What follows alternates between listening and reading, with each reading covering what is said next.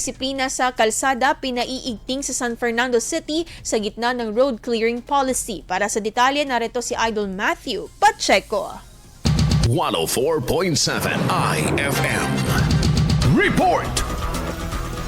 Mas pinaiigting ng lokal na pamahalaan ang kampanya para sa mas maayos na paggamit ng mga pampublikong kalsada at sidewalk kasunod ng pinaalalang pagpapatupad ng road clearing operation sa lungsod ng San Fernando. Sa inilabas na paalala, binibigyan din ng tungkulin ng mga residente at negosyante na tiyaking walang obstruction sa mga kalsada kabilang ang mga paninda, sasakyan at iba pang bagay na maaaring makabala sa daloy ng trapiko. Nakatuon ang hakbang sa pagpapatukan ng umiiral ng mga patakaran at lokal na ordinansa na naglalayong ayusin ang paggamit ng mga lansangan, kabilang ang regulasyon sa paradahan at paggamit ng sidewalk. Ayon sa lokal na pamahalaan, ang mas mahigpit implementasyon ay bahagi ng mas malawak na layunin na mapanatili ang kaayusan at kaligtasan sa mga pangunahing kalsada ng lungsod ng San Fernando sa La Union.